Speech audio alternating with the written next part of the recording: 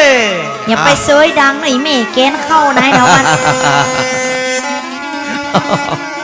เจ้าบทเก่าบทแรกครับหน้าที่โดยไอ้ทวัดบังเทินกับข้าเจ้าน้องพันนี้แม่แตงนะเจ้าขอบคุณตอนบ่ายเราไผตอนบ่ายยังมีไอ้ตาสามตอจันตาดอยหลงกิ่งการเจ้าตัวจาง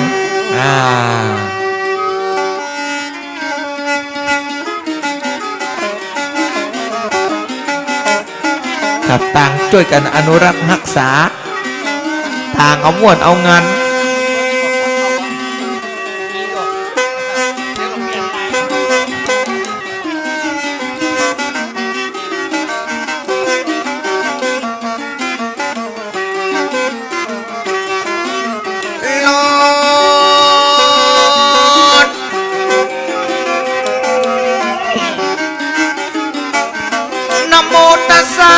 ภะคะวะโตอะระหะโตสัมมาสัมพุทธัสสะจังโสจะขอขึ้นไหวพระและแก้วรัตนะกันทั้ง3ประการสันใดอย่าดีก็ช่วยกันห้ามเต้ๆนะไอ้เนอน้องไว้ยกมือสาตูนดีองค์ดีตูนปังละมีตูนเดิมตูนเก่าที่เคยได้เป็นที่เปิดคนแก่คนเฒ่าพร้อมกับคณะสัตธาวันนี้กสิทธิญาณุสิทธิ์เฮาได้รับความเมตตาพร้อมจิตพร้อมใจจากน้อมนำมากับมูลละศรัทธามาร่วมกันครั้งนี้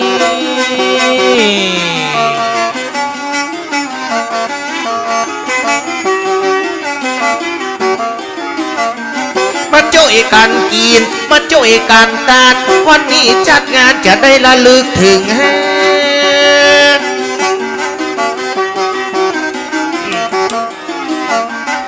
คุณเจ้า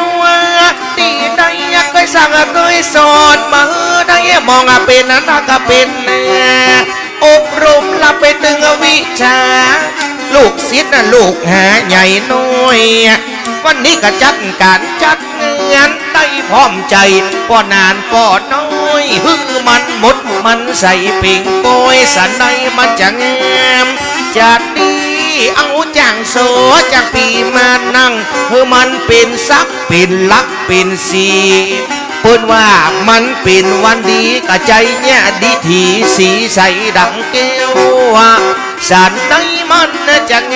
มจวนพันนี้สาวจีมาเอวนี่และน้องและน้ำโรงทานกันนักโรงทานกันไหลเรียนเจิญเลือกพอเลือกกอยกับคนเดียวนะเจ้าเนาะ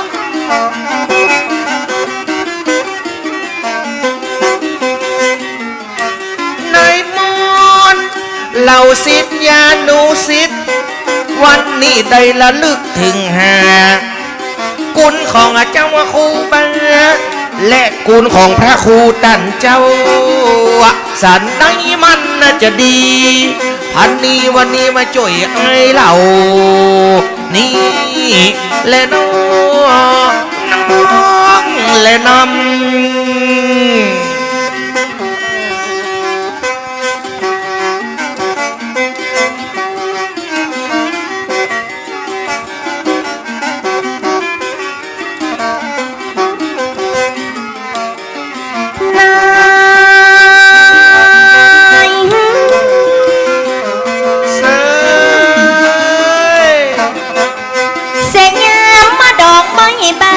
การกินตานวัดเฮาได้เกิดเป็นวันดีสีใสล้ำเลิศยิ่งกว่าวันและยามตั้งหลายวันไหนถึงบัดเต้าวันนี้เด้อน้องพันนีเด้อนี่ละเจ้า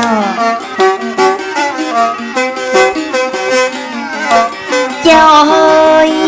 เสียยามมาดอกไม้บานการกินตานวัดเฮาได้เกิดเป็นวันดีสีใสล้ำเลิศเป็นวันประเสริฐอย่าได้ทำบุ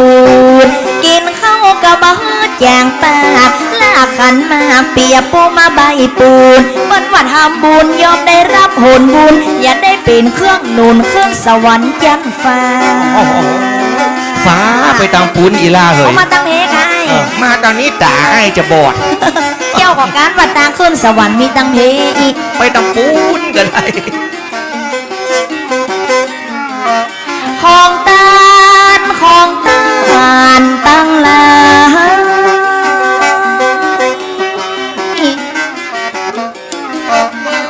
ตัวหน้าขอกับกลายเป็นข้าวติบน้ำติบสะปะโยยังกะตักซีประการสะปะของกินของไตยะตาลของวงหวานลุงอาปีนาตกเมื่อเจ้าละไปคาบเข้าง่ายตกเมื่อควายเป็นแผ่นพันเสื้อผ้ากันว่าตกเมื่อลูนปูนหน้าของกลายเป็นซาเป่าของ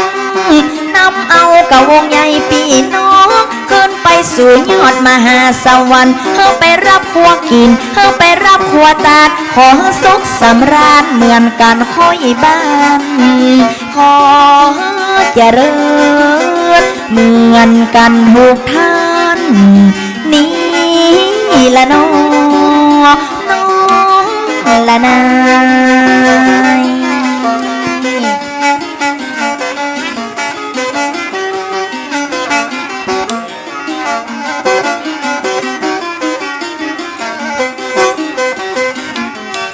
นายมอนปันว่ากุลป้อมีอยู่แซวเอ็ดพอเสด็จมาอยู่ใน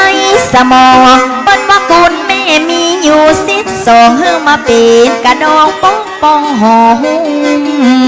ขอเจริญบอกว่าคนเท่าคนหนุ่มนี่อ่านละน้อบัวยาบาลปานจะสอน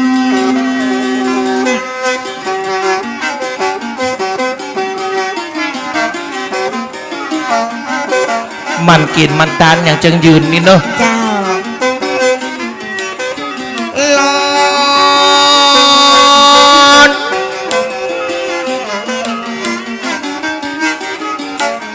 กันน้องพันนี้จะมาอยู่เจียงไฮ้ในจะต้องทำจิตทำใจให้สะอาดวันโกนจะไปละวันพระจะไปขาดเพื่อมันตักบาทส่งซาเข้าจังฮัน จันใดมาก็ดีให้กล้วยสอนน้องเอาเนอะ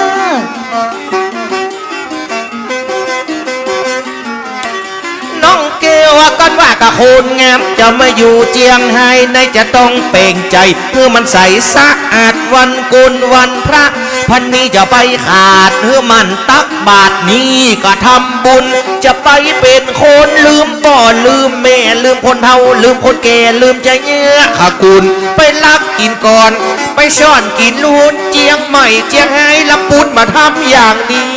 อ๋อเป็นอย่างนี้กะเจ้าไอ้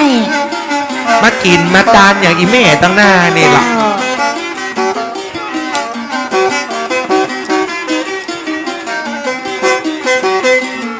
แล้วจะจวนนายมานางจา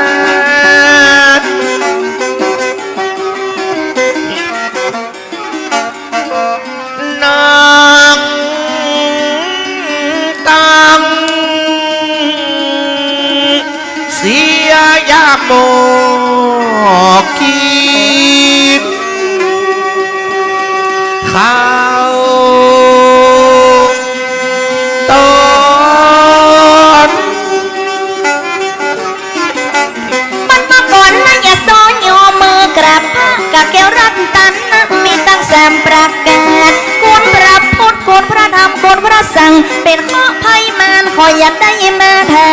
ขอเป่งคิดเป่งใจงามงามเมื่อกระดวงตะวันโผล่ขึ้นขอบฟ้า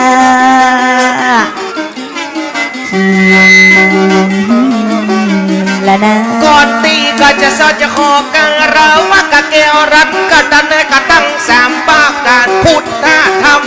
สังฆโคนงามตูนศีลตูนธรรมคูบังตานเจ้า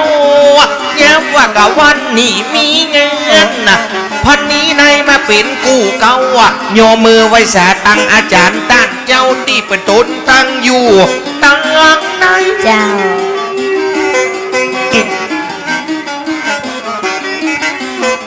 ก่อนเฮาจะโซจะหัวเกอเราว่ากะเกลรัตตะนักตึงสามปักการไม่มีพระพุทธพระสงฆ์พระธรรมและครูบาอาจารย์พระสงฆ์องค์เจ้าสันใดมันจะแงมสันใดมันจะดีวันนี้พันนี้ก็ได้มันนั่งเป็นกู้เก่า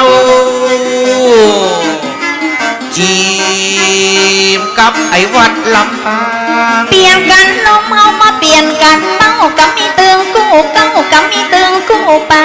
กลับสวัสดีกับตึงหญิงตึงใจกับพี่น้องเชียงไฮ้ตึงคนเฮาคนแก่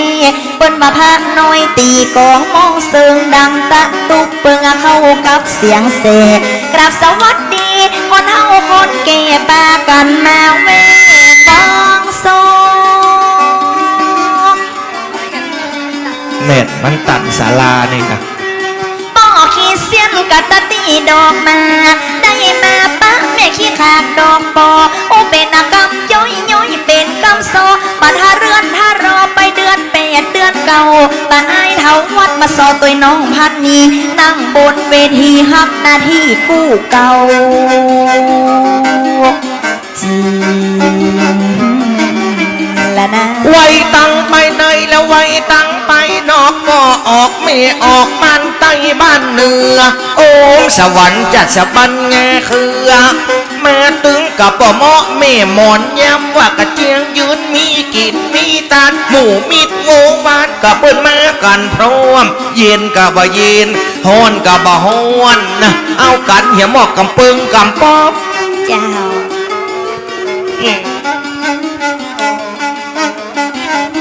ยามว่าก็มีกันมีงานวันนี้เฮาตึงละบันละกำคอมีตึงเสียงปีบมีตึงเสียงซออีแม่มารออีป่อมาท่าสันใดมันจะแง้มสันใดมันจะดียกมือสวัสดีบ่เฮอได้โต๊ะตามจ้าทีมเลยนะ ขอกราบสวัสดีกับตาตีเขารบกับมีเกียรติมียศนั่งเป็นเส้นเป็นสายยืดเส้นและยืดคอละฟังซอตามสบายขอบคุณหลายๆกันยิ่งใหญ่หน้าบาตีกันนักเปิ้นว่าน้องก็หลายไอ้ทวัดก็ใจอย่าไปฟังปรำมาพอคนฟังนั่งเวทหลังเวทหน้าจ้งซออย่าขอเสอวัดนาดี ไว้ข่วยๆเนาะ เจ้า ตึงตั้งหน้าตึงตั้งหลังตึงหงพาน กะซับตึงอาจ้งซอบัตันได้อ้อนปากนักคนฟังกันนับให้อย่าไปลักหนีมาร่วมสัมพันธ์สร้างสรรค์ไมตรีแบ่งใจดีๆบ่มีมองเศร้าขาดตกปกพร่องประการบัดใดแจ้งซอขออภัยเตนเจ้าภาพเก่าจีและนะ ฮือไว้ตึงตังหลังฮือไว้ตึงตังแน่คุณคุณแน่คุณแปรนักลายพ่อเอาโต๊ะที่มานั่งเลี้ยงยายเต้าขุนมุนในตึงแก่ตึงเท่ายามว่ากระเจียงยืนมีเงินเปิดมาช่วยกันเดือดนั้นสันเล่าพ่องจะมาตานกับปลากับเข้าพ่องกับเป็งน้ำดึงพ่องกับมีน้ำแดง เจ้าขอบคุณเจ้าภาพโรงทานเลยเนอะ กราบสวัสดีตึงบ่ตึงแม่ย่าไปวัดได้มาแว่ตึงบ่ได้กินเองได้กินน้ำเขาได้กินน้ำแกงเปิ่นเอาใจดูแลครับตอนนั้นยังมาจื่นอกยังมาจื่นใจวันนี้ไอ้วัดตึงมะนาวบ่จีบ มาได้เยือกแนวมาได้เยือกห้องกับหมูปีหมูน้องก็ได้มาช่วยเหลือบ่ว่าปันใต้กับบ่ว่าปันเหนือเป็นมิตรเป็นเครือเอาโรงงานมาเลี้ยงอยากขอบคุณกับเจ้าภาพโรงงานตึงของข้าวของหวานมูลีหมักเมียงเจ้าภาพป้องกระตึงข้ามเลี้ยงจะขอบคุณโรงทาน อันข้าวมันมะม่วงมะมดเจ้าเนาะ กันที่ไหนมันซึ่งเอามาช่วยกันจับกันอย่าหลอนมันนะมาช่วย วยกันแฮมอยากขอขอบคุณกับเจ้าภาพโรงทานเอามาบริการกินปิ้งปลาปิ้งเจิญกินตามสบายสบายตื่นแม่ยิงหัวใจเปเลี้ยงแผ่วหลักกินจีบละน้องมีตึงลาบควายมีตึงลาบจินบะเปงใจหินของกินมันลายพ่อเอาตึกเปิ้นเอามาใหญ่พดไปแผ่วขนมเส้นจิตน้ำเปิ้นว่าเก่งเขียวหวานนะวันนี้ก็ได้ยกมาตั้งอันนี้แล้วร้านขนมเส้นเจ็ดน้ำบุจะเอามาตั้งฮือแจ้งซอของเฮาโอ้ขนมเส้นเจ็ดน้ำนี่ไงเจ้าก็อย่ามาปั่นฮือแจ้งซอจังปีปั่นตึงแจ้งซอปั่นตึงจ้างปีเลี้ยงกันวันนี้เต็มอกเต็มใจฮือหมดตีนี่ตึงบ่โขนปีกไปจะแม้เอาใจซิดสาวเจ้าบ้านศรัทธาเปิ้นเปิ่งตู้เจ้าได้เปิ่งศรัทธาเขาได้เปิ่งบุญนะป๋าได้เปิ่งบุญนะจีมไอ้จะเปิ่งสักเจ็ดน้ำห้องทานเลี้ยงกันน้ำมันข้ามขนมเส้นเจ็ดน้ำโหเป็นน้ำอันยังเป็นน้ำนิ้วกะวันน้ำเขียวหวานน้ำยากะว่าตีนไก่บะบะพีเพชรกะมันมีเมืองเหนือกะเปิ้นว่าเกลือเค็มกะมันมีเมืองใต้มีตึงรอบเจ้ารอบไปกินตามสบายฟรีใส่แถวน้ำปิงน้ำวังน้ำยมน้ำน่านน้ำกกแล้วน้ำยังมะแรงน้ำเป็นพวกมีก็ไอ้อันนั้นจะมาบื้นหนึ่งก่อนเอาบื้นหนึ่งก่อนเนาะเขาลักกินเอากับเราบ้างโรงทานเลี้ยงกันน้ำวันคอมกับพี่น้องนุ่มฮันพยาไปลักหนีเพราะว่าโรงทานเลี้ยงกันฟรีบริการจัดดีแม่ครัวยกมา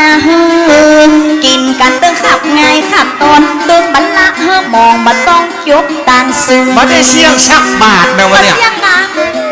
อิ่มโอ้และน้องอิ่มตึงปุ๋มอิ่มตึงต้องอีน้องแล้วบ่ต้องกลัวยังวันนี้ตึงบ่เปลืองสะตังอยากกินอันใดเลือกเอาเต็มตีบ้านเฮาเจียงยืนจัดงานเปิ้นอู้กันครั้งนี้มาหลายตั้งหลายตีเพิ่นนับพอเตอร์ที่เป็นสปะโฮงทานเจ้ากันก็มีรายชื่อโรงทานขอมาฮื้อตัวนึงจะได้สอขอบคุณฮื้อนะเจ้าขนมเส้นเจ็ดน้ำแล้วก็ยกมาตั้งขอบคุณกับตั้งเก่งเขียวหวานนะเศรษฐีใจบุญสุนตันนะขอบคุณนี่ก็แม่เจ้าขอบคุณนักขอบคุณหลายเอามาวางใหญ่ฮือเขาเมื่อแต่เจ้าจีบย่างชอนแล้วจะจิ้มมันบดีไก่ไอ้ละวันเอาอยากกินมั่งยามปั้นเลี้ยงกันต้นกับมันเลี้ยงเฮาอยากกินติ้งในอยากขอเรียนเชิญตามสบายมีตึงพัดไทยกับมีตึงมีกอบปั้นมาโมยตีมันอย่าตีโมยตีขึ้นเวทีกันบักเขามากระสอบมีตึงพัดไทยมีกรอบเชิญกินกันตามสบายโอ้มีกรอบนั้นลูกกับเมียหามักอยู่เฮ้ยเขาเป็นอาแจ้งซอกับเขาเป็นอาแจ้งจ้อยเขาเลี้ยงไก่น้อยเขายังอ่อยเข้าเปลี่ยนโรงทานเปิ้นว่ากลุ่มกระเสียนสาธารณสุขเกียงไฮ้ดังอันบอกแล้วเบอร์ได้น้อยได้แหน่งมีตึงเข้าหมูแดงสีท่ายามอกลำมันจะเหลือถึงเข้ากับพันนี้อีเฮ้ยเหลือไอ้ธรรมะก็ตึงแบ่งแล้วจ้างซอหันติ่งละห้องทานสาธารณสุขมากันเป็นปุ๊กของกูมกระเซียนซอไปตึกปู้กันเนียนปุ๊ดหนึ่งตึงจะเหลือมาถึงจ้างซอจ้างปีพดแผ่วตั้งยำป่าทูเฮามาส่องมาดูวันนี้ไข่ต้มยางมะตุ่มโขนมาเต็มตีตั้งตรงนี้มีตึงเขาหมูเด็กอันนั้นก็เข้าแถวอันยังอันเดียวเนี่ยอันนั้นทำใหม่ๆสดเข้าแถวละกะปีนระเบียบแนวเหยียดอันนั้นเป็นล้อบะยังไอ้วัดจะตึงให้โดดลงพาม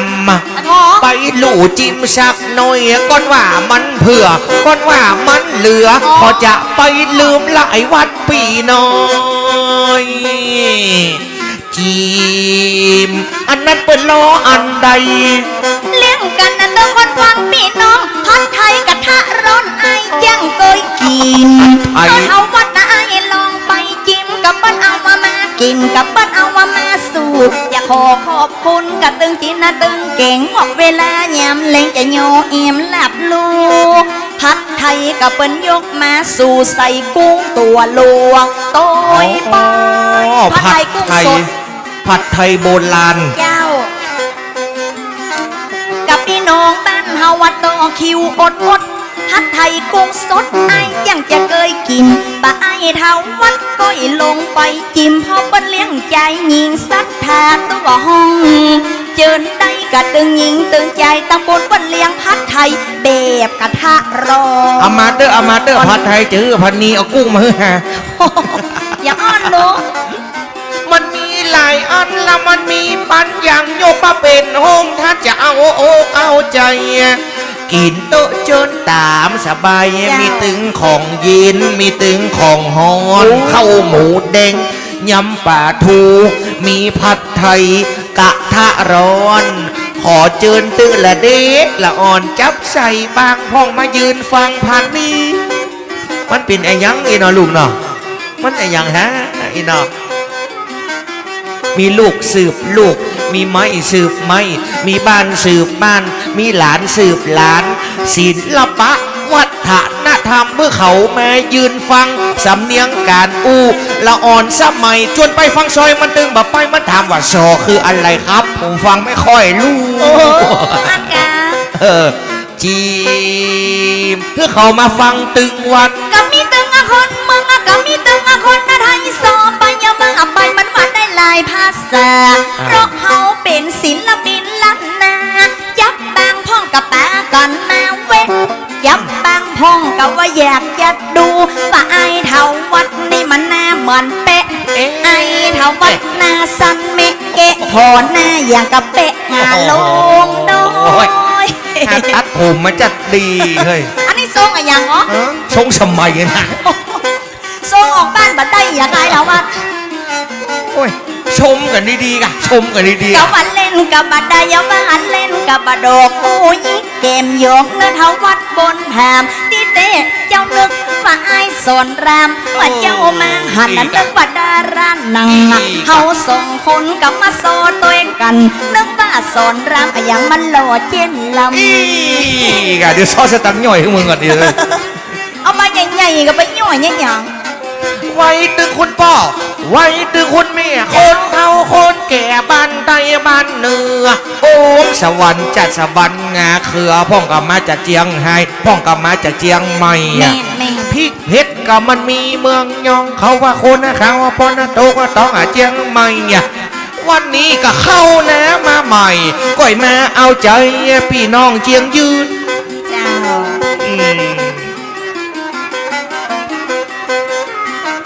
จับได้ลำดักจับได้ลำดาก่อนว่าอู้บ่ถูกวันถูกก้อยขืนจะมาเอาใจพี่น้องเจียงยืนสิทธยานุสิทธิ์ท่านพระครูตั้งไหลวันนี้ก็ตึงยิงตึงใจเต้าขูดมุนนายเปิ่นเมือกันนักลำ เจ้า จีมไผเป็นไผพ้องบ่ฮู้ มาเห็นกันละหันนักกินนักกันนักตึงหูห้องปนมาถ่ายหูอายังบัญยิ้มหวานหวานฮัสโซบทเก้าว่าห้ำไปรายการมาเปลี่ยนกันว่ามันถูกเปิ้นว่าไฟกัตตีกันละหันละมันย่างกินกันละสะบานตึงหูต่อเพื่อมันผูกกันบัดต่อบัดหูกจะปันไอจูบสองฮิ สองอย่างเหรอ สองฮิม ยิ้มไหน ฮิมเกี้ยมเอา อ๋อ เนี่ยค่ะ โอ้ย มาไปกึดเลิกอ่ะ จ้ะมันเติกในวัดเนี่ยเลยคืดว่าเลิกอ่ะ ตะปั้นบ้านน้ำกะเสียงตึงนี่กันบะมีบะเฮมันนางมีบะหินจับบางพ้องเอาใจใจยิงจับบางพ้องยังมีใบรายการมาตึงลำปางพี่น้องคนฟังแถวจังหวัดลำปางห้องก็มาถึงแล้ว เขาก็นึกว่าห้ามหมดละบ บะหมดเด้อ มาเสียงตัวโอ้นักแต่นักว่าเนาะ ทวัดพันนี้ป้อจังไว้ไปตีอื่นแม่ใบหน้าจื่นมาพอใบรายการบัดเดียวตั้งป่อน้อยป่อนั้นยังเอายกมาตำฮือเหมหลายเพ่นนะเฮาตึงแล้วบัดได้ไปไหนอะสายใจเป่งใจเน้นเน้นนะปะใส่พันนี้โกนเงี้ยนเอาจะเป่งใจจื่นใจบ้าน เอากับคนละปึ้ง โอ้นึกว่ามันเสียงละ อ้าวมาเสียงมาได้กี่ข้อตอนเนอะ กันนึกว่าสาธารณสุข และตังกุ้มกะเสียนนะวันนี้อู้กันในเวียงนะมันตึงแล้วบ่เสียงนอเจ้าวะพอเอาเตอะไรการหงทาน มาจุยกันห้ำเฮามาจุยกันเป่าจีมและนำ เป็นไปไรการกับมีนักกับบ้านน้อยกันด้านในเป็นซอยก็อยาเอาห้อยตีนเฮขอบคุณกระโรงทานกาแฟ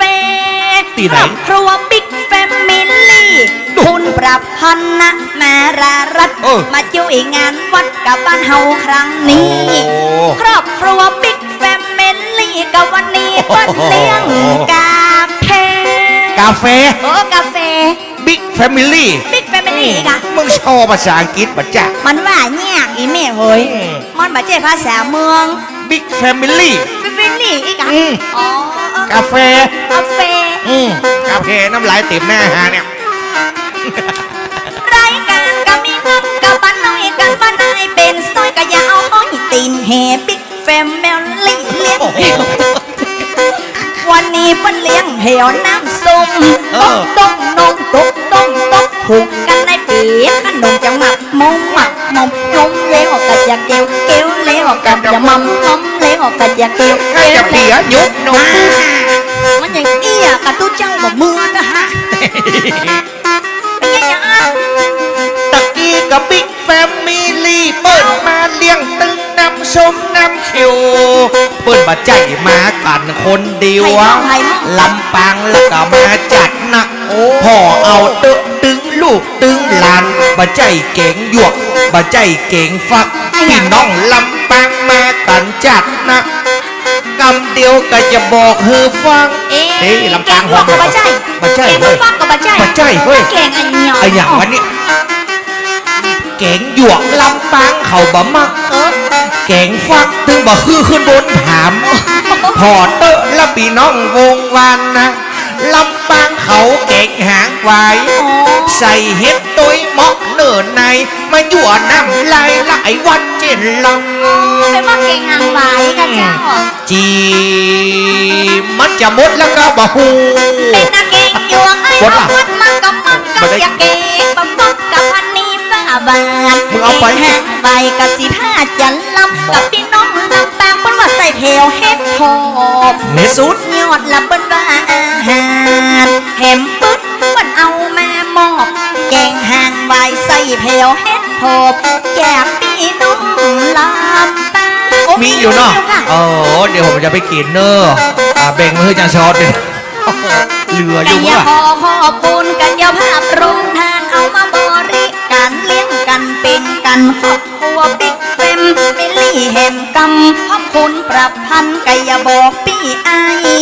นามสกุลป้ามารารับมีงานกับวัดเปิ้นมาเลี้ยงเฮาไว้ โอ้ยเขานึกว่ามีน้อยเดียวอ่ะผมต้องเดียวจังปีย่างกำ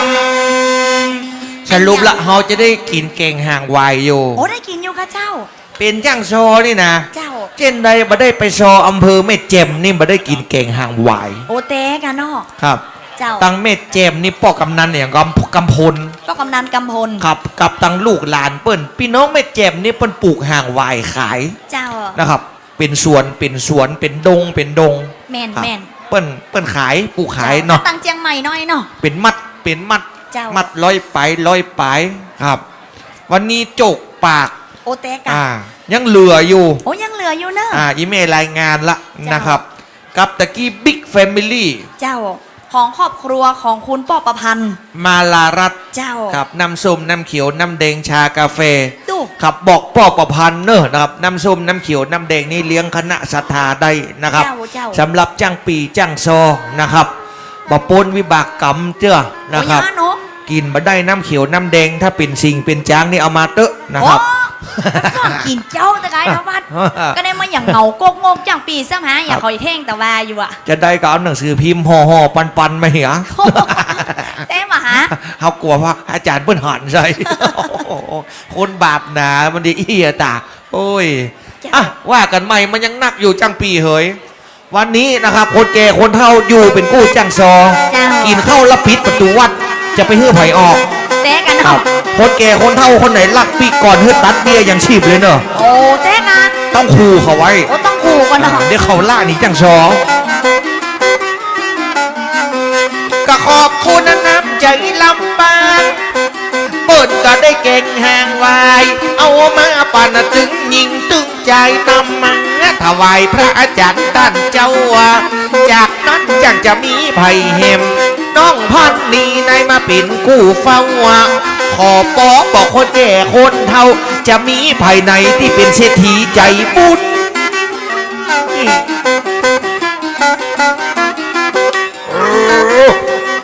แกงบอนแกงหยวก โอ้ เปิ้นก็ยังแกงแม่นุนนะ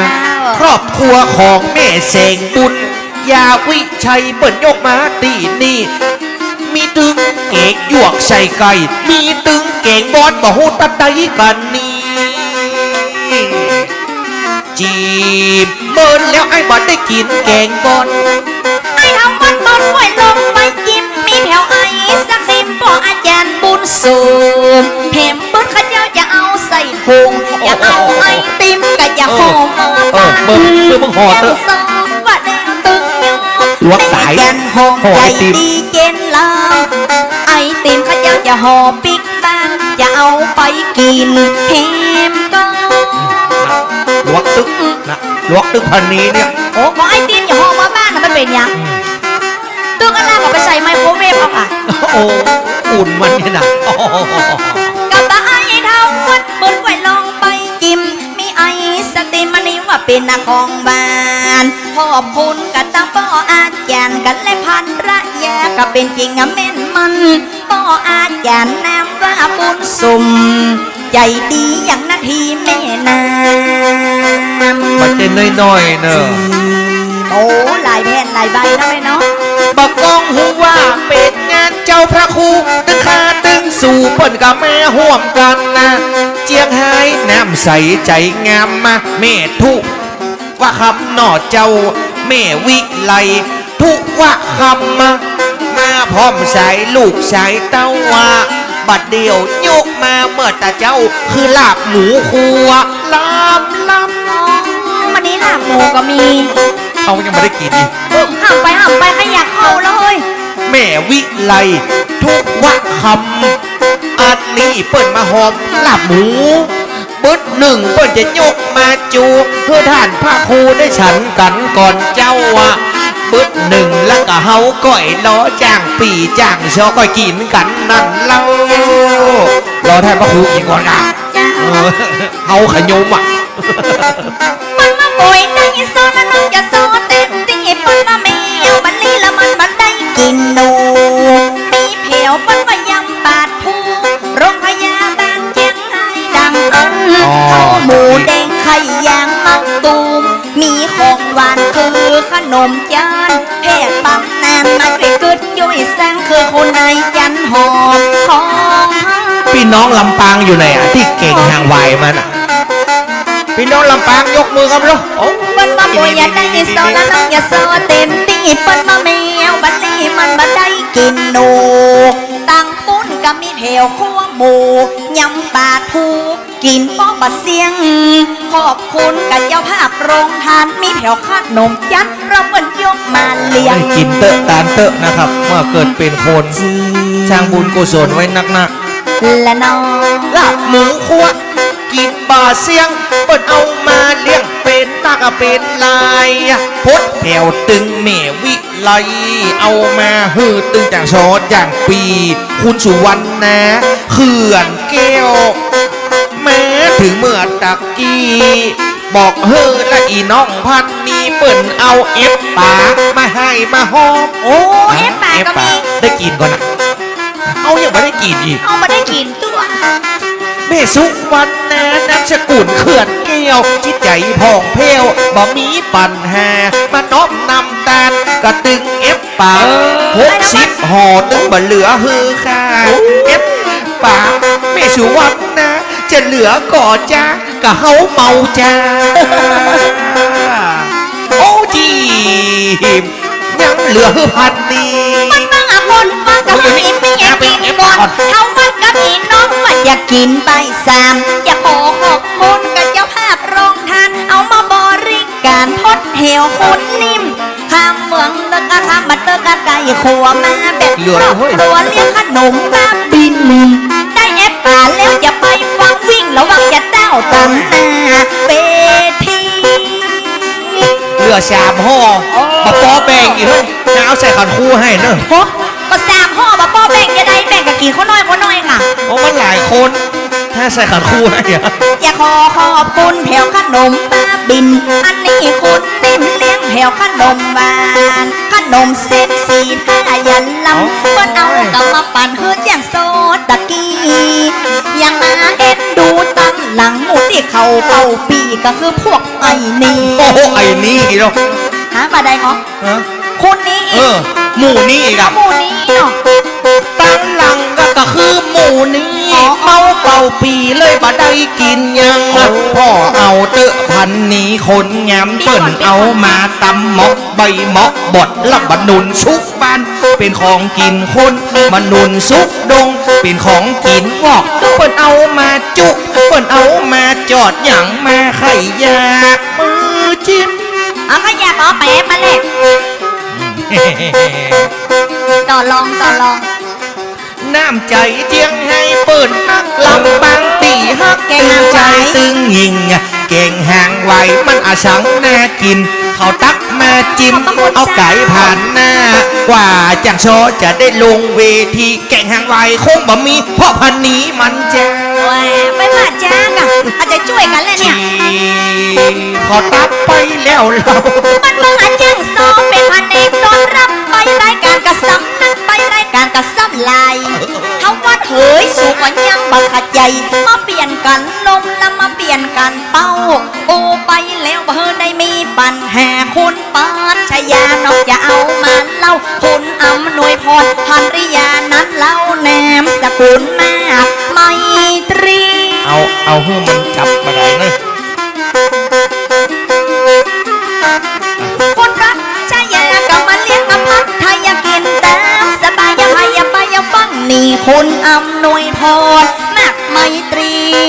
ขอบคุณกรุงสตรีแม่บ้านบนวัดด้านนั้นอยากได้เป็นเศรษฐีไอ้เท้าวัดด้านวีหัวตึงบาลาน ยังบาลานซ์เลยเนาะ จะได้อ่อยไปอ่อยไป พูดกะจัง เอา ซึ้ง ซื้อ ครับ ค่ะมันตานบัดถูกวิธี ที่ว่าหัวลัดนั่นก็คือมือชึง อ๋อ เพราะว่ามันลืมด้านวี วันนี้ก็ทวัดพันนี้มาจุยกันจ๋ามาจุยกันเอฟป่าแม่สุวรรณ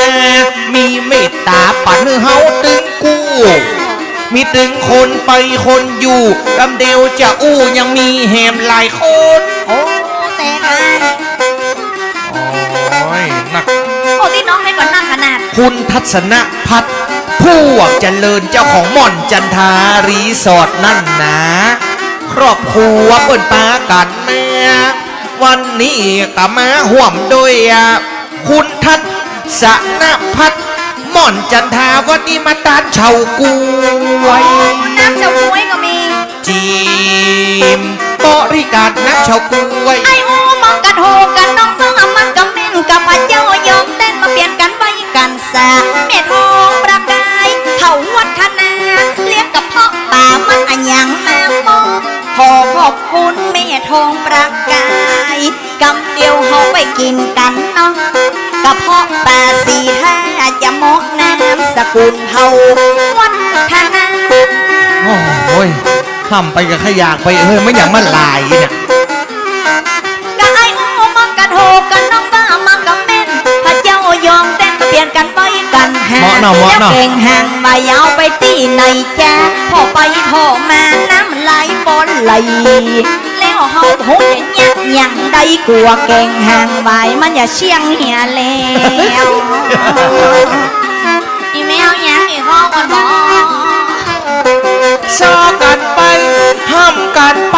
พันนี้อีนางกับมันห่วงแกงห่างไปอดเอาเตอะน้ำไหลหากันไหลวันนี้มากันหลายตีญาติพี่น้องตั้งร่องบัวลอยละบะเสียงละบะถอยมากันตีนี่น้ำพริกพักหนึ่งป่าทอดวันนี้คือน้องพันนี้จังปีได้จิบนี่ร่องบัวลอยเป็นมานักเนอญาติพี่น้องของท่านพระครูวันนี้ตึงบะสุดบะสอยเบาะมาจากตั้งร่องบัวลอยเตรียมตึงกับเขากับป่ามีตึงน้ำพริกผักหนึ่งยกมาด้วยความเมตตาจะเอาเลี้ยงพี่เลี้ยงน้องจีบลูกๆหลานๆตั้งร่องบัวลอยมันเจียงยืนกับมันนั่งสิเก่ากับมันนาเยอะเจ้ามันเดินบันไดมาควายแล้วกับบะม่วงมันอย่าเตียวไปไหนวันนี้มาเลี้ยงแถวเข้ามันปล่อยกินกันตามสบายกันดึงยิงดึงใจกับว่ามันอร่อยวันนี้เลี้ยงแถวเข้ามันปล่อยกินกันต่อปล่อยดีจ้ามึงลุกมาฮอตมากันนะก็ว่าด้วยเต่าเนี่ยโดยต่อนี่มันเอาพริกไปแหมแล้วนะเนี่ยไล่ถ้วยละมันโกยกับเปิ้นแว่อันลอยเฮามาได้แม่โบยก็กินตัวผอยเป็นดีกับให้แถมโปจอยกินตัวผอยกินโปบะเชียมขอบคุณข้าวมันโกยสีแท้อย่าลอยเพิ่งเอามาเลี้ยโอ้ถือว่ามึงพริกด้วยเต่าได้เฮ้ยเนี่ยมันเสียงสักก่อนโอ้บ้านข้าเจ้าตึงว่าอย่ารู้อีแม่เฮ้ยฮะอีทอีฮะโอ้ไปอีทไอ้ยังอ้อมาตึงดอยเต่ามาตึงเมืองหอดมาตึงจอมทองวันนี้โอ้ข้าเจ้านี่อยู่แม่แต่งแต่บ้านป่อนี่อยู่ดอยเต่าบุลูกข้าเจ้าก็เลยติดสำเนียงตังบ้านอีป่อมาเจอดอยเต่ามา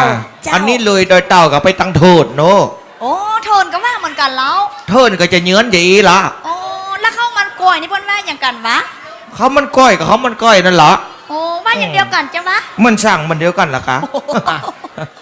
มันม่วนนี่ตายตาในมือของไอ้นี่มีอยู่6เจ้า1 2 3 4 5 6ในมือน้องพันนีมีกี่เจ้าของน้องเสี่ยงพอดี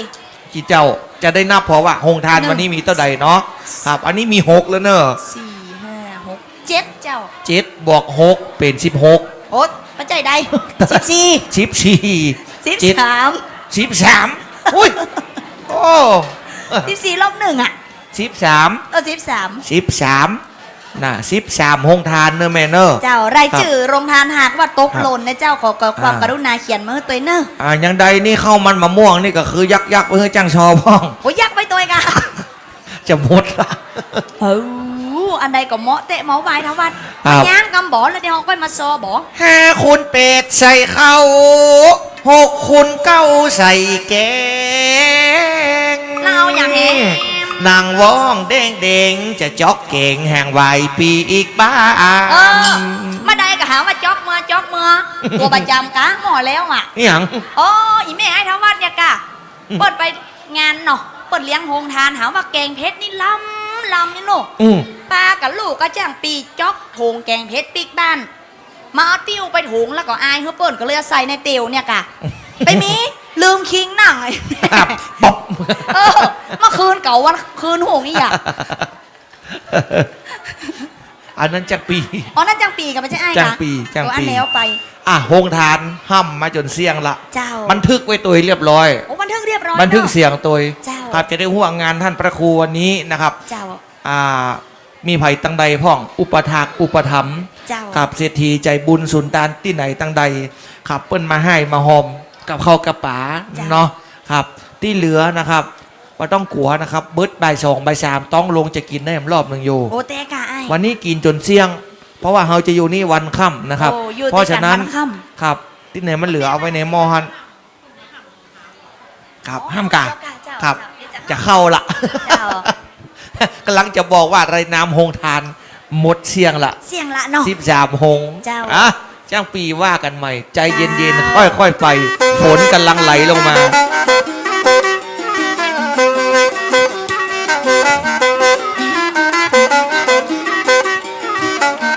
รายชื่อรายนามตั้งเจ้าภาพเก้าตันบาตันเข้าประกเสร็จแล้วบัววันนี้ตึงจ้างปีจ้างสมบอกกระโปงกระปอกีดกันติมน้องอ่ะแล้วตั้งเจ้าเก่าเจ้ากันตีเปิ้นรวมกันญาติพี่น้อง มันจ้างจะมีไผ่พ้องที่เปิ้นได้จัดตั้งการตั้งงาน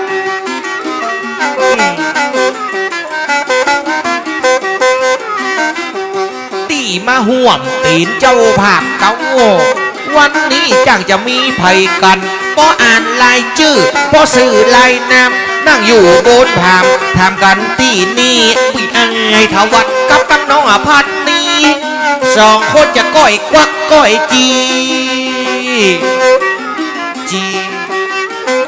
มีภัยพ้องบ่ฮู พอสอดอรอพระมหาห้องเชิดการงานเราเกิดจะโยมือโยสู่นางชายากันตะบุญโยผู้ช่วยกับบรรดาด็อกเตอร์ผู้ช่วยศาสตราจารย์ย่างสอบเฮอได้เบิ่งได้เงอเจ้าภาพงานเฮานี้เนื้อพระมหาทองเชิดกัตตะปุญโย ผู้ช่วยศาสตราจารย์ด็อกเตอร์พระมหาทองเชิดกัตตะปุญโย มันว่าเนี่ยตัก เอาคือเข้าเว ผู้ ที ช่วยศาสตราจารย์ด็อกเตอร์พระมหาแจ้งโซกับเจ้าไว้จัดสาท่านเป็นตนกึดกับท่านเป็นตนสร้างมีงานตึงบัลลังก์กำหกเป็นเจ้าภาพแจ้งโซมาอยู่ช่วยกัน นี่ที่เป็นเก้าเป็นกัน และน้อง ที่มาช่วยกันนี่กาแต่ตั้งแล้วก็มาจากหลายวัดมาจากหลายโหนหลายอำเภอหลายตำบลลูกศิษย์กู้โคนมาเป็นเจ้าภาพเก่าพดไปแผ่วพระครูปริยัติกิจจาภิวัตรแถมตนน้องเจ้าที่มาห่วมเป็นกันเป็นเก่าวันนี้ก็มาหลายตีหลายตั้ง เจ้าท่านพระครูจากที่ไหนเจ้าอ้าย เชียงใหม่ปะนะ โอ้จากเชียงใหม่กะ แต่ก่อนเคยเป็นลูกศิษย์ลูกหาของท่านพระครูนี่มาเมินแล้วนะเคยมาห้ำเฮียนศึกษา เมื่อแต่เดิมแต่ก่อนดังอันพระครูปริยัติกิจจาภิวัตรรองเจ้าอาวาสวัดพระสิงห์เฮานั้น นี่ละเจ้า จีบเจียงใหม่ปุ่นนั้น มันมาสิทธิ์ไหลครูนะปั้นมางูไหลเราปั้นมาความเทียบเท่าโคนเฮาบัดเท่ากันนะสิทธิ์ก็มีครูหมู่ก็มีมันพระครูปริยัติกิจจาภิวัตร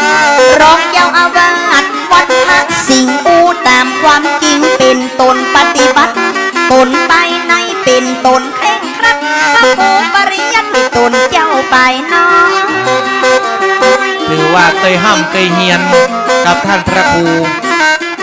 สมาเป็นรองอาจารย์เจ้าอาวาสพี่น้องศรัทธาไทยกันเลื่อมใสเดินทางแถวจังหวัดเชียงรายจากเชียงใหม่ไกลบัดใหญ่ไกลยังโซจะอู้ตามความจริงจากวัดพระสิงห์จะบอกตัวไว้ เดี๋ยวลวดติดประจำท่านพระครูไว้ เด็กไอ้ เผื่อได้ไปซอวัดพระสิงห์ โอ้ชาตุ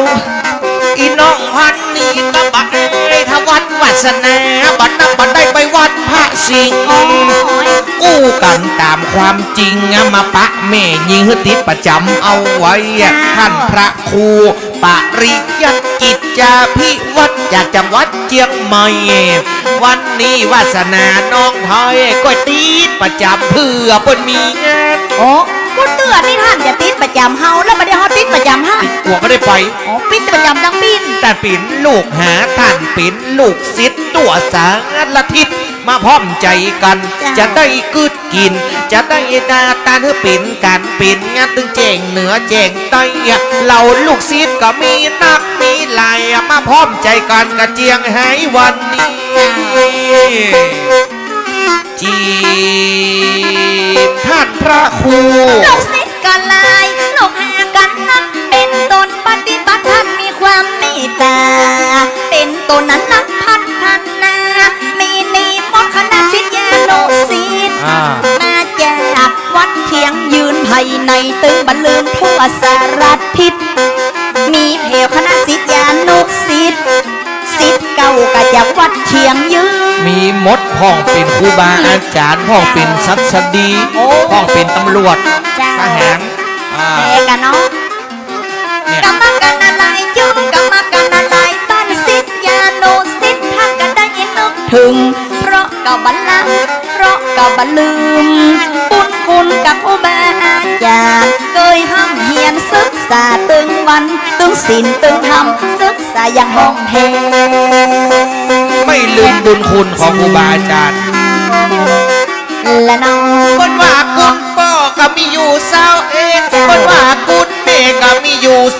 12คุณครูบาที่เคยสั่งสอนเตะเตรียมไปก็เสมือนเหือจางสอนศิษยานุศิษย์พดไปหลายรุ่นหลายจุ่มเจนลังมาพ่องก็ไปกึดไปสร้างพ่องไปเป็นตังเจ้าครูบาพ่องไปเป็นท่านพระครูที่อื่นก็มี เจ้า พ่องออกไปตั้งโลก เจ้า จับใส่บังพ่องไปเป็นตำรวจจับใส่บังพ่องก็ไปเป็นทหารจับใส่บังคนน่ะเป็นครูบาอาจารย์ราชการตึงเหนือตึงใต้ได้ดีก็ยอดครูบาอาจารย์บุญท่านพระครูที่สั่งสอนเอาไว้จีบก็ตึงอันนักก็เจ็ดลำ พระคุณพ่อก็มีอยู่21เยินมาเสด็จก็อยู่ในสมองวันพระคุณแม่มีอยู่12มาเป็นกันดองปกป้องพอเฝ้าพระคุณตี3ครูบาอาจารย์ก็ตึงดีเตเล่าบอกว่าครูแก่ก็บอกว่าครูเก่าครูเก่าครูตายหลายครู หลายครูท่านพระครูนี่ก็คือ1ครู จ้า ที่เคยสอนเฮามา แม่กุนป้อก็มีอยู่21วันก็ขอเสด็จมาอยู่ในกสมกุนแม่ก็มีอยู่12มาคุ้มครองตึงน้องตึงไอมีเกียรติมียศอนาคตล้ำลึกในบ่เปื้อ2มือคุณครูสอนไว้ นี่แหละระลึกถึงหา เจ้าและน้อง มีสิทธิ์เก่าวัดเจียงยืนตึงบ่ลืมวันนี้ได้ปิกมาหา ลืมบ่ได้นั้นก็คือศรัทธาวัดเจียงยืนตึงแก่ตึงเท่าเปิ้นเอิ้นกันว่า สันก้งหลวงอันนี้แนมเดิมบ่เก่า เจ้า ศรัทธาเจียงยืนตึงแก่ตึงเท่าว่ามารวมกันเป็นกับเจ้าเก่าเจ้ากัน เป็นว่าชื่อเดิมสันโป๊กหลวงน้อยน้อง ปาเจลาจาริยาโหติพร้อมตึงวุฒินักนานำที่เปิ้นได้สอน สั่งแหมกรรมมาฮือลูกศิษย์ลูกหาใหญ่น้อย วันนี้จะระลึกถึงหาจัดงานขึ้นมาเฮือมันดีเรียบร้อยจีมห่วมเป็นเจ้าภาพกู้โคน จัดการจัดงานเพื่อมีความแดงร้อยอะไรก็เรียบร้อยเพราะศรัทธามาช่วยกันนะแสงเมื่อคืนนี้ก็คือพลังแล้วมีใบรายการที่เฮายังบันไดเล่าก็มาสองงานวางงานวัดอย่าได้ห้ำประวัติเตะต้นเตะเก้าเฮาบ่ฮู้ไปเฮาบ่ฮู้เก้าจำเป็นได้เฮาอะเฮ้อ เล่า อะอย่างเหรอ เล่า คนเล่าอีกอะสุมาเลย เข้าแล้วมันมาโอ้ย ก็มาเปลี่ยนกันแจก็มาเปลี่ยนกันเล่าอันที่เฮาก็อันนั้นคือ หมา แข่งโซเปลี่ยนกันโอกันแจ เขายันแลกก็เอากำมาอูเปิ้นบอกโอ้โยห้องบัดเตะกอยไหนละเตมาดาตนไหนอย่าเข้าใจหู ก้อยทองก้อยถามกัน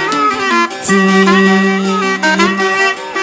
และน้อง มาเปลี่ยนกันจ้ามาเปลี่ยนกันอู้มาเปลี่ยนกันฟูตั้งในรายการจะได้หูเก้าจะได้หูกลางคนแงมเมื่อแม่นั่งเฝ้า สันใดที่มาจะดี พันนี้ได้มาเป็นกูเก่าวันนี้หือไหนมานั่งเฝ้าก่อยเสาะหาเงาตางใด จ้า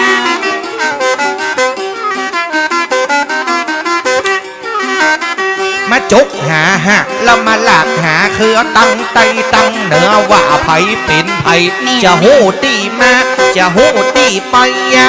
สองคนก็มาช่วยกันอ้วฮือตึงลูกซิดลูกหาตีเปิ้นได้มาฮือเขาได้หูจีมประวัติท่านพระครู สอนรังสอนสอนรังจีกว่าอีปีจะแบกสอนรังต้องสอนรังยากกันลำบากนักหนาถ้าสอนเรื่องหมอไอ้ต้องพอตำหาถ้าสอนเรื่องมาจะต้องอ้าปากเฮาอย่าสอนประวัติพุทธศาสนาต้องได้อย่าปรึกษากับผู้บาตันเจ้าอย่าสอนเรื่องใหม่ก็ว่าอย่าสอนเรื่องเก่าเอาไอ้วัดตั้งเก่ามาเลย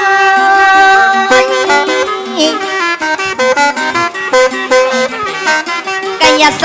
อันยังคนฟังกันระเบิดให้เฮอเปิดเหิดเอาต้องโซเปิดเผยย่านโซบัดดังคนฟังบักเกยตั้งเก้ามันเลยข้าเจ้ามาอย่าต่อส้นแบบบุญคนตดเสนอมาสักทีถ้ามันมีไฟจีจะต้องมีไฟยนต์ ไอ้อย่าง โย จี นกำซอ อ๋อโยนกับซอง ตามาขึ้นเลิกนะ มีตึงจีมีตึงโยนนั่งสองคนตามในรายการก้อยอู้กันไปพันมีคนงามจากใบไล่ขัดเขียนมาฮือทอง จะได้เอาอกจะได้เอาใจวันนี้พ่อเก๋แม่มอนมาพร้อมกันตึงละเด็กละอ่อนก้อยนักก้อยพรก้อยทำกันไป เจ้าเอาช่วยกันเล่าดีกว่าหน่อยเนาะอันบัดเสียงใหญ่อะ รายการมีหลายมีนักก้อยเอิญปากตักหัวไผเป็นไผเขียนมาเป็นเส้นเป็นสายก้อยอธิบายเป็นข้อวันนี้วันคำตึงวันนี้ไปไหนจะได้เอาใจสู้จะไปทอจีบเพื่อเป็นหูบังปอกอ อย่าไปบ้ากับหัวบังบอมอถูกข้อห้ามไปรายการพระโมเมทังกะระยานกับอดีตตนเจ้าอาวาสย่างโซจะได้ลำดับห้ามประวัติเฮียสักครั้งย่างโซแล้วเราจะเอามาอ้างประวัติความเก่าว่าความเดิม คนเขียนไม่ได้อ่าน คนอ่านไม่ได้เขียน อาจจะมีผิดพลาดบ้างขอสุมาอภัย กะจะยกมือแสกะอย่าว่ามือกราบกะท่านเจ้าอาวัดจะโยมือโยโซท่านเป็นร่มใสกะท่านเป็นร่มโพคณะสักขาจากแม่เข้าต้มช่วยกันอนุรักษ์รักษาปะศาสนากะได้ก้นได้ลง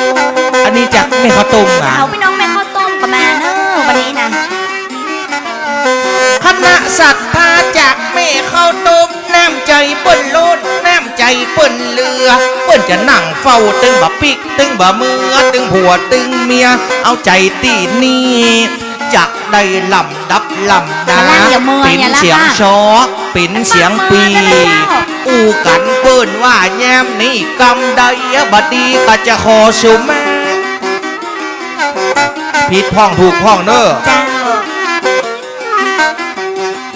คนเขียนแล้วก็ไม่ได้อ่านเขาว่าคนอ่านมันไม่ได้เขียนวันนี้การกระตำเปลี่ยนที่ไหนมันบ่ถูกขอสุมแม่เจ้าบ้านเปิ้นว่าปะมะโถมันจุโนปะทางใจนี่จัดละวังแต่จังปากมันจ้างพราง สุมาอย่าก่อนน้อยเนาะ จีมมันผิดขออภัย ก่อนอย่าโซมาอย่าก่อนมาเย็นต้องหวนแล้วลงงอนอย่าเดือดร้อนกำลังคนมาฟังโซมีเติงน้อยเติงนานข้าราชการเพียวพันเอกต้อนรับมีเติงโซจอนและมีเติงโซอบตบ้านเฮากันนักเตือแจ้งโซเอ้ยกำกับบัญชัดกันยันเล่าประวัตินาพระครู กลัวมันผิดพลาด กันนาจิตต่างเอาบัดแจ้งกันอย่าว่าต่างคนมาต่างคิดต่างคนมาตั้งใจเวลาแจ้งโซก ก็จะอู้ออกไปหัวมันบันหุกใหญ่สิบสาวเจ้าบ้านอยากขอสู่หมอกอยากขอสู่มามูลลาศรัทธาคดฟังลงหานจีและน้อง จะขอสุมมาละอีเมียลุ่มหันจะไปรับตาจังซับบกอกเสตังหลังนะตึงบ่ว่าป่อน้อยป่อน่ะเฮ้ยยกปืนตินฟังถ้ามันปะกำยา เจ้าก ำใดกะติมันระบดีออกจากพันนี้กำบ่สุภาพกำไหนที่มันวิทย์มันขาดเฮ้ยอีเมได้โยกปืนตีนฟัง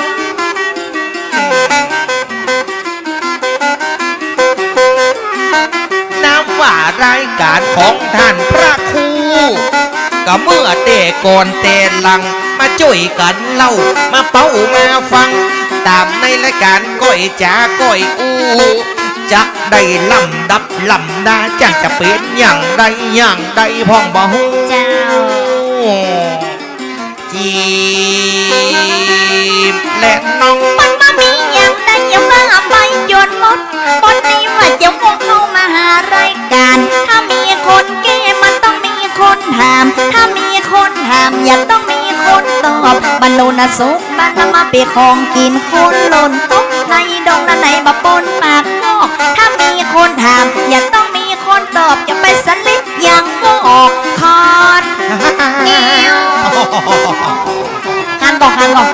เอ้ยว่าคันได้เฮ้ย ยังโซจะได้เรากับประวัติกันตะใดมันบันชัดเตือเฮามาเพวยังโซเตือใดเซลอยากขอสู่มาสิสาวเจ้าบันกำซอมีกี่บทจุดมาโตกันพ่อนังพยามพยามา นังเลยยัง กลางร้อง โอ้ยแท้ เด็ดมาซ้อกลางร้องอ่ะ มีอย่างใดก็ว่าไปโจทย์หมด เจ้า ตะวันบอดตกตึงบ่โฮบลงแผมพันนี้ก็จะห้ำไอ้วัดก็จะห้ำเอาหนังโจนมันตำแผ่วเก่าวันนี้จะล่ำดับล่ำดาตีไปตีมาสองคนก้อยเราเขาจะก้อยลุมเขาจะก้อยเป้าแตกตนแตกเก่าประวัติท่านพระครู